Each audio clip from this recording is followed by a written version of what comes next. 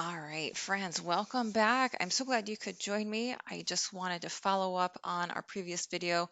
We began talking about the two witnesses. So we're going to talk about that today, but before I go too far into that, I just wanted to show you some of the tools that I use with my research in case you wanted to look these things up for yourself, pray over these things. As I mentioned a couple of videos ago, this can be consuming. So definitely pray over this sort of endeavor just to make sure that this is where God is calling you. Uh, so let's go ahead and begin. I go to Stellarium. I've used graphics from or screen captures from Star Walk 2. I find that Stellarium has some easier controls, such as with the timing controls over here on the bottom right. But I'll show you how I get started here. The first thing I do is I turn on my constellations. We can turn on the constellation art to make it more helpful. Just depends on what you're doing. If it's just research, you might not need that. And then I turn off some of these other filters or graphics so I can see things a little better. Another thing that I do is I go into view settings and I turn on my elliptic line. That is the line that the planets travel on. That is the line that the constellations that are a part of the zodiac are lined up with. So let's also talk a little bit about verbiage, because before I got too deep into this, I didn't really know the difference between a meteor, an asteroid, and a comet. A lot of that comes down to composition. So asteroids are basically rocky. They are smaller than a planet and orbit the sun. Some of them could be referred to as mini or dwarf planets.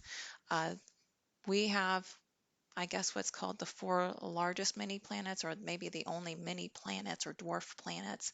The largest being Ceres. We also have Vesta, uh, Hygeia, and goodness, the other one escapes me right now. So those are, especially Vesta. We're going to come back and talk about Vesta. In fact, we finished the last video talking about the mountain asteroid that Revelation 6, the sixth seal, may be referring to when it talks about a mountain being thrown to the earth. It's likely referring to this asteroid or dwarf planet. Comets. In fact, before I move on, Justitia and Pompeia are asteroids. They could also probably be thought of as mini planets or referred to as mini or dwarf planets as well. They are fairly large. They, I believe, are going to be the two witnesses. They came into our purview around the time of Passover, which is 2021, which is when, if we are at, truly the 3.5 year mark past the Revelation 12 sign, midpoint of the tribulation or 70th week, however you want to look at it, these would line up perfectly. And we're going to look at those today. Comets. The only comet that I have referred to so far in my videos is Comet Encke. Just because I was curious about the trumpet judgments. Talks about a golden censer, taking the prayers and incense from the altar and the angel casting it to the earth. So I looked up comet, altar comet, something like that. And I found this website, or it's a PDF rather. Uh, this person did a whole lot of research. I guess it's Shrayawa, into King David's altar being dated by the bright appearance of Comet Enki in 964 BC. So basically, he's going to First Chronicles and looking at the story of David encountering an angel in a grape press, and how God told him to build an altar. This is after David had sinned by taking the census. So this altar um, was predicated by an angel who came with a flaming sword. Well, what was a flaming sword? It could have been a what's known as pinwheel comet, which is, of course, like many of God's creations, could be what the swastika was based on, just the enemy taking what is good and awesome and powerful about God and making it into something twisted. Okay, another term that we discussed last time was retrograde. What does that mean? Well, we're gonna see it demonstrated. Probably the easiest way to view this is with the planet Mercury because it's so close to the sun, and we'll see it appear to be moving backwards. For a slightly different reason, the outer planets here, this image kind of tries to demonstrate why, I believe this is Mars, why it would appear that Mars is going backwards at times. It's basically when we are hitting this corner here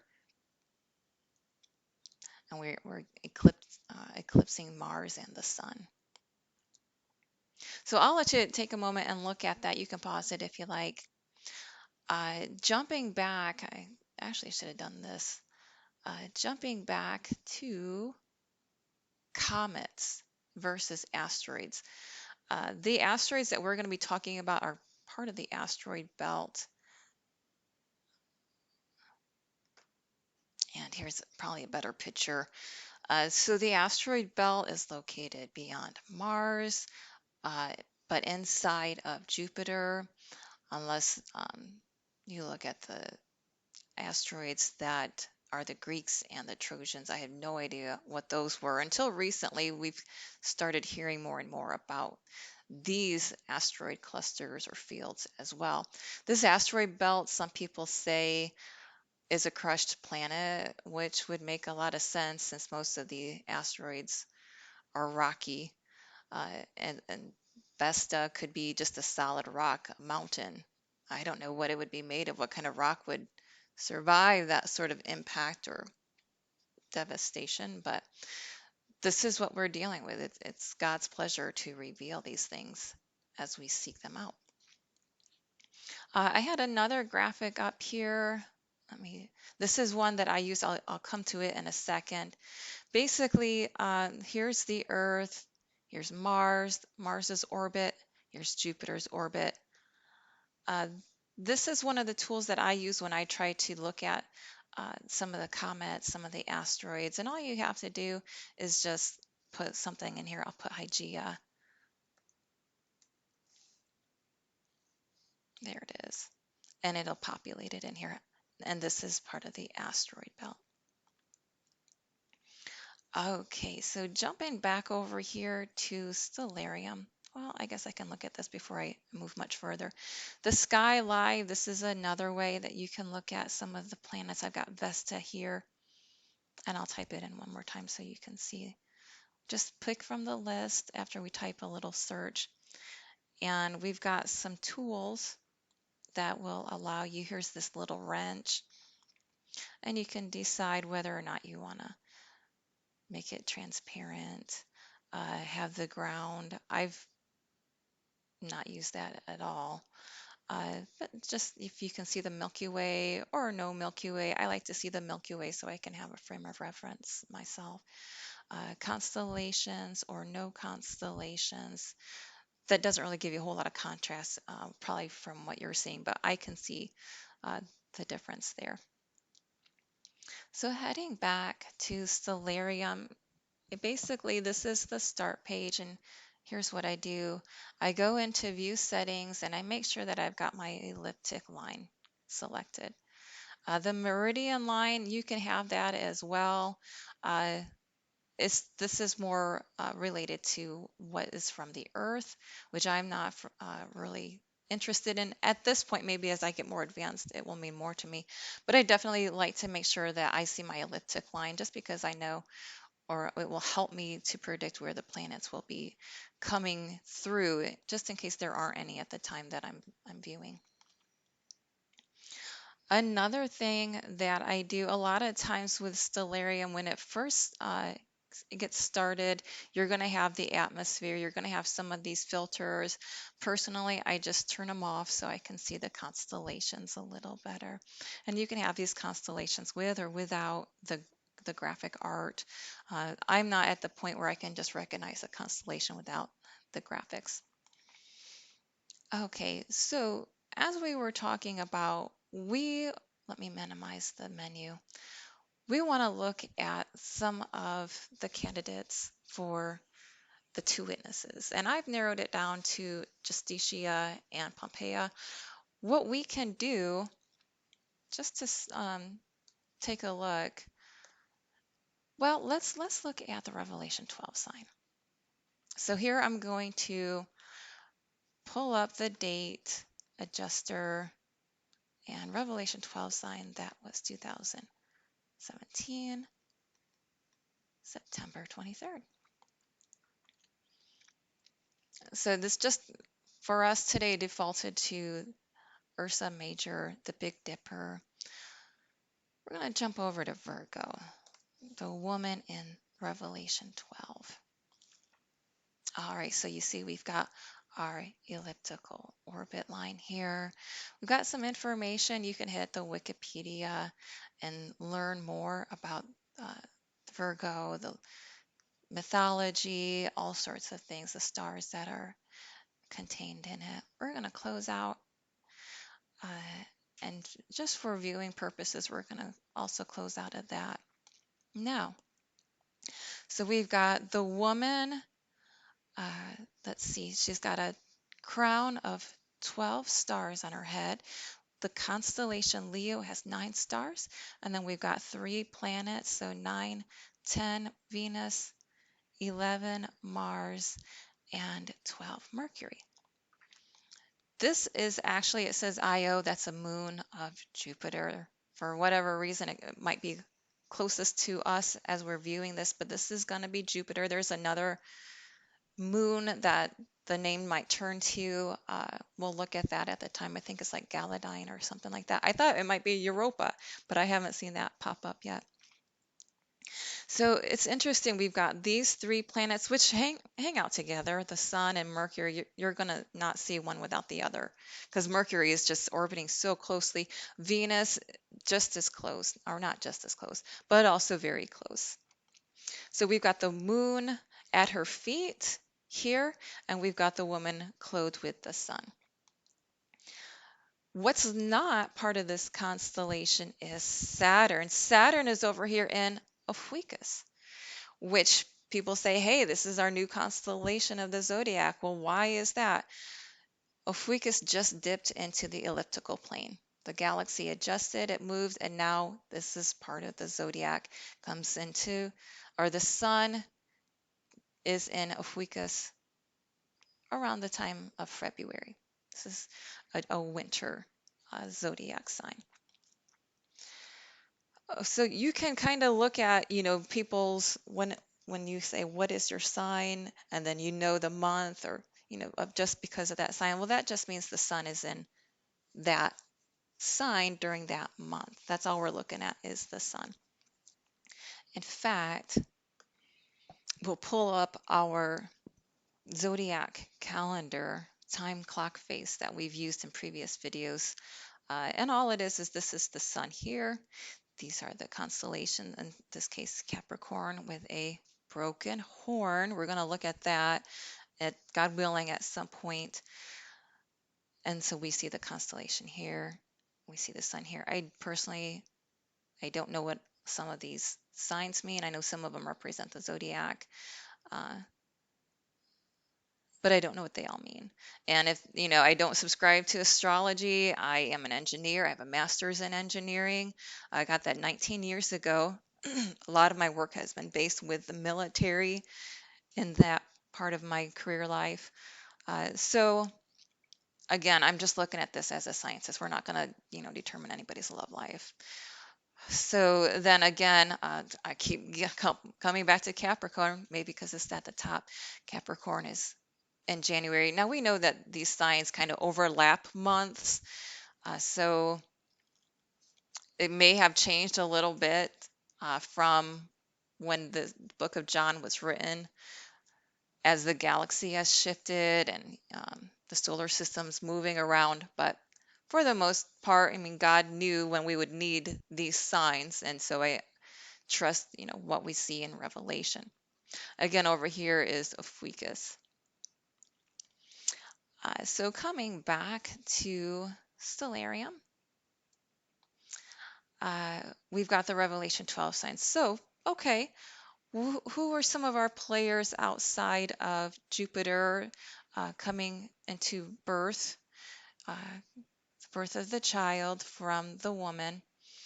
Where was Justitia, one of the new uh, mini or dwarf planets in the asteroid belt that we have recently come into viewing the viewing angle with? Well, Justitia was also part of the Revelation 12 sign near Jupiter. Okay, Pompeia. And some people say these could be male and female energies. Could be. I would say Justitia. Justitia is the smaller of the two and faster. She may be the female energy. Pompeia may be the male. And don't be, bothered if the name ends with an A. That was not unusual. We see a married couple in the book of Acts, Priscilla and Aquila. It just wasn't a big deal. Auriga, another one of the constellations that we will encounter, the charioteer. His name ends in an A. It's not a big deal. All right, so looking for Pompeia. Okay, so we've got the shoulder area, almost itself eclipsed with the sun. Vesta, where's Vesta at? Vesta, I think, is near Pompeia. Yeah, also in the shoulder area. Okay, so what another, so that's our mountain asteroid. I also looked up dragon asteroid because I was curious about the Revelation 12 sign and, the wings of an eagle. That could be the constellation Aquila, actually one of the living creatures. We don't have or didn't have Aquila calling out the first horseman that was no, no, no. Either Sagittarius or Aquarius. They're both humans or humanoid. Um, but Aquila represented one of those. It escapes me right now. So it wasn't an eagle that we had calling out one of the four horsemen. It was the zodiac constellation below it. Oh, there's Auriga over here, our charioteer. He holds an animal for some reason. Some say a zebra, some say a goat.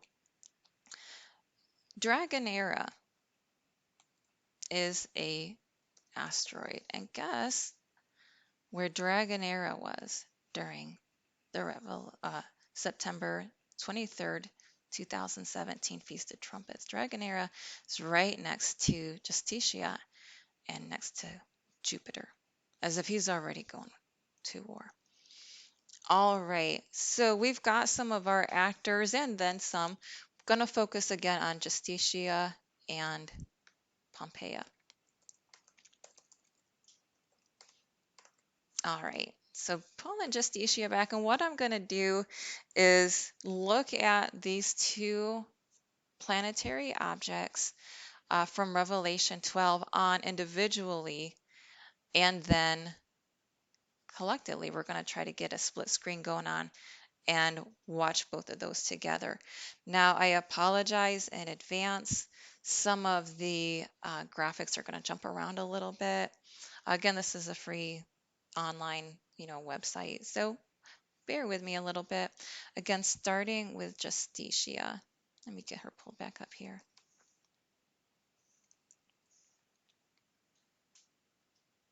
Okay. So exiting the Revelation 12 sign, not really big enough to have a circle, but we kind of see where she's at. Justitia goes right through Libra, not anything really remarkable until Justitia decides to go retrograde. Again, this is Justitia being one of the two witnesses. Justitia goes retrograde right into Aquarius, the next age. Okay, so what does this mean? Well, we are looking at two witnesses. So the question is, what are they witnessing? We see that they've already witnessed the Revelation 12 sign. But what are they? What do they do? I'm going to look at Revelation 11 real quick. Lord, please bless the reading of your word. Give us eyes to see what you're revealing. We've got a story here. It's an allegorical story. We've gone over the Revelation 12 sign, which is the woman and the dragon opens its mouth, tries to eat the Christ child or the child being born, Jupiter, and then, spews water when he can't get to the woman. The earth opens its mouth up and swallows the water. What's going on? Is this real? Is this allegorical? It's likely allegorical. Same with the two witnesses. All right, let's start with verse 3. And I will grant authority to my two witnesses, and they will prophesy for 1260 days, clothed in sackcloth, a very dark material.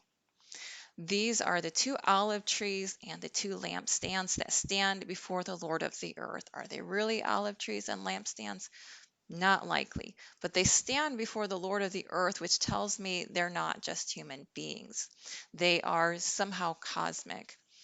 And if anyone wants to harm them, fire flows out of their mouth. Okay, when have we seen fire as a judgment in the Bible? It has never come from someone's mouth, not a human. Dragons might be able to do that. I don't know, but people know. The fire in the Bible has been from the heavens. Sodom and Gomorrah, Korah's rebellion during the Exodus or after the Exodus in the book of Exodus, Baal, the prophets of Baal and Samuel. Okay, we have Elisha calling it down from where? Heaven, not from his mouth, calling it down from heaven. All right. And if anyone wants to harm them, fire flows out of their mouth and devours their enemies. And so if anyone wants to harm them, he must be killed in this way. Again, this is allegorical. How would you harm a planet? Well, we've got missiles and lasers that we are using now to protect the earth from strikes when we can see them coming. Sometimes we don't get a lot of notice. Verse 6, these have the power to shut up the sky. That makes sense. A planet causing a drought, kind of like with Egypt and some of the plagues that went on there. Shut up the sky so the rain will not fall during the days of their prophesying. And they have power over the waters to turn them into dust, okay? And I'll link a video that I've linked in the two previous videos of the plagues of Egypt transpiring from the viewpoint of the Egyptians in a historical manner of how these things were likely brought on by a planet. The dust, the red dust, turning the waters into the color of blood and making them bitter. Okay. And to strike the earth with every plague as often as they desire. What kind of plagues? Well, we had hailstones, we had pestilence, uh, vermin, and bugs, insects coming from their burrowed homes in the earth and bothering man. That from the heat from a planetary object, I can believe that. Verse 7, when they have finished their testimony, the beast that comes out of the abyss. Okay, this is not the Antichrist killing the two witnesses. So we know that the beast that comes from the abyss will make war with these planetary objects. Maybe a laser will hit them and smash them. I don't know. But this again is allegorical. The beast that comes from the abyss will overcome them and kill them. Okay, so I'll let you read this if you would like to finish it. But basically, this is allegorical, and I have no problem saying that. The next chapter goes into, as we said, the Revelation 12 sign with the woman and the dragon. And this is going to be Revelation 13, a challenge to decode. And I'm working on that. I feel God already calling me to do that. I believe this is the one that talks about the horn. Yeah, 10 horns. So that could be talking about Capricorn, which is also a beast from the sea. It's half goat, half fish. Continuing.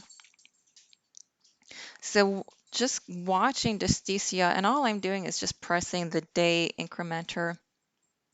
Justitia goes into retrograde, as we talked about a little earlier. And when we, if I see an example of Mercury doing this, I'll point it out because that's really easy to understand. Okay, speaking of which, here comes Mercury. All right, watch Mercury. Mercury's going to go backwards as it orbits the sun and keep going. There you go.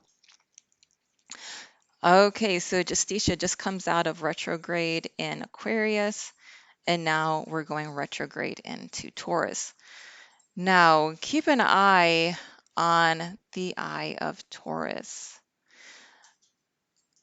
This, some are saying, represents the eye of God. And when I did a little bit of research on it, the star's name is Aldebaran, and I'm not going to get too far into it just for time's sake. Some say, this could be depending on who your God is. It could be Lucifer, it could be God Almighty. But it's interesting if you look at the name of this star, and I'll type it up here. Aldebaran, how do you spell it? Aldebaran, Aldebaran. There is on the Vatican, people are saying it looks like the constellations with the Vatican itself, the building having this star over it. Let me see if I can pull that picture up real quick. All right, so this is a map of the Vatican. It's very difficult to see, but all I did was just a search. Let me pull that up. And it took me to Vatican star map of Orion. And it was just Aldebaran, Hebrew eye of Lucifer. So look at it, pray over it. There could be something to it. Continuing. So as you can see, a lot of research goes into this sort of thing, and it has to. It has to. All right. So we're just about to, okay, we're going to go retrograde. We're coming out of retrograde, going into Gemini. And I did focus, or I did research Gemini thinking that it could have something to do with the two witnesses. The story of Gemini is a bit twisted. So I'm leaning toward it not. The one that I looked at, okay, we're going into retrograde with Leo, with the, all right, with the precession of planets. And let me back up just a little bit. I'm going to use the month incrementer and look at Passover. What was going on during Passover? We were in retrograde during Passover. So it could be some significance there. This is basically, when Justitia, one of the two witnesses, starts her ministry. Coming right out of Gemini, so that could be significant. Where's Pompeia at this time?